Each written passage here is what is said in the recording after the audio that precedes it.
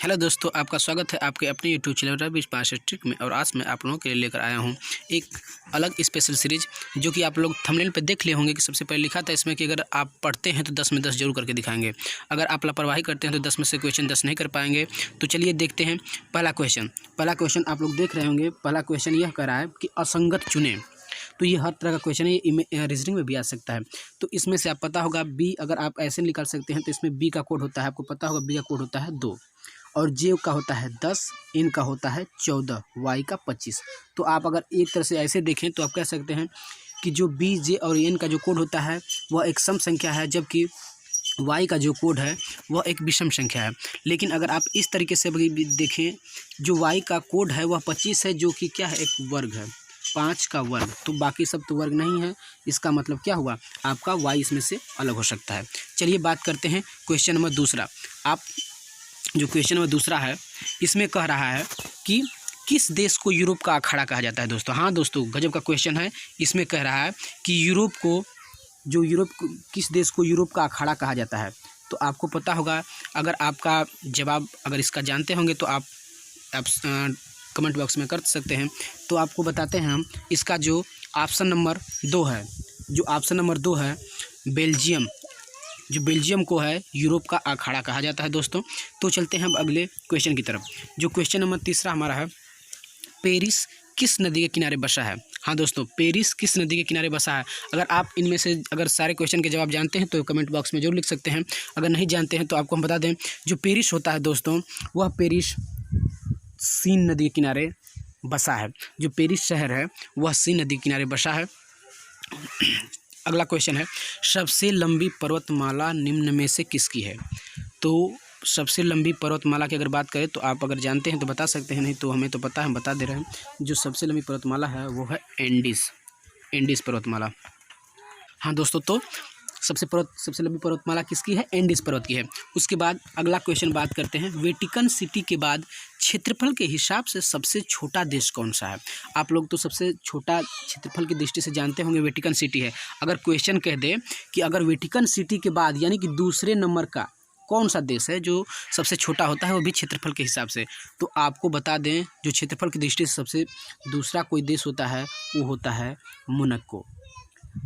अगला क्वेश्चन है 46वां नंबर का क्वेश्चन है, क्वेश्चन नंबर 46, दुनिया में चावल का सबसे बड़ा उत्पादक देश कौन सा है। हाँ दोस्तों, दुनिया में चावल का सबसे बड़ा उत्पादक देश जो है वह है चीन।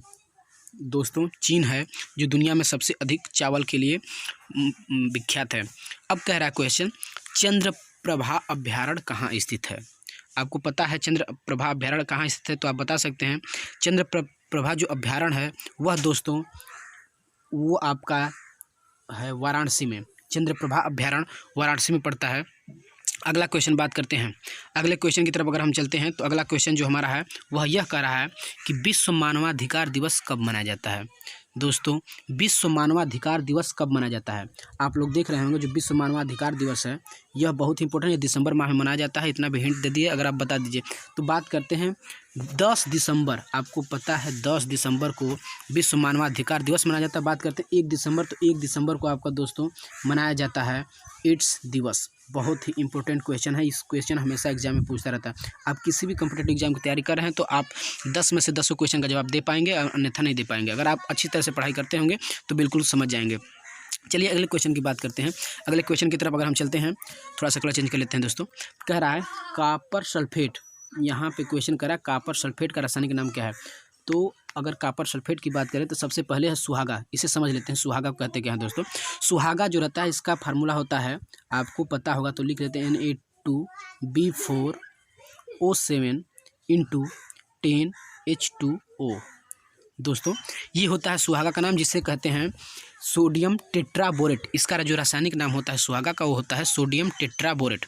अब बात करते हैं दूसरे क्वेश्चन, धामन सोडा, जिसे आप जानबे करते हैं सोडियम कार्बोनेट होता है। सोरे का अम्ल जो रहता है वो होता है आपका सोरे का अम्ल, जिसे हम कहते हैं HNO3। तो हमारा जो मेन क्वेश्चन वो करा कॉपर सल्फेट, जो आपका कॉपर सल्फेट है उस कॉपर सल्फेट की बात करते हैं। कॉपर सल्फेट जो रहता है इससे हम कहते हैं तूतिया। कॉपर सल्फेट का अगर सूत्र बोले तो होता है कॉपर का CuSO4 होता है, इसे कहते हैं कॉपर सल्फेट। ये होता है तूतिया का दोस्तों। तो चलते हैं अगले क्वेश्चन की तरफ। अगला क्वेश्चन हमारा जो है वह क्वेश्चन यह कह रहा है कि जो पुस्तक है गुलिवर ट्रेवल्स के लेखक कौन है। दोस्तों अगर आपको पता है गुलिवर ट्रेवल्स के लेखक कौन हैं तो आप बता सकते हैं, अन्यथा हम बताने की कोशिश कर रहे हैं। जो गुलिवर ट्रेवल्स की पुस्तक है उसके लेखक आपके हैं जोनाथन स्विफ्ट। दोस्तों जोनाथन स्विफ्ट काफ़ी अच्छा प्रैक्टिस सेट रहा। अगर आपका 10 में 10 सही रहा तो अगली बार फिर मिलेंगे अगले वीडियो में। तब तक के लिए जय हिंद दोस्तों।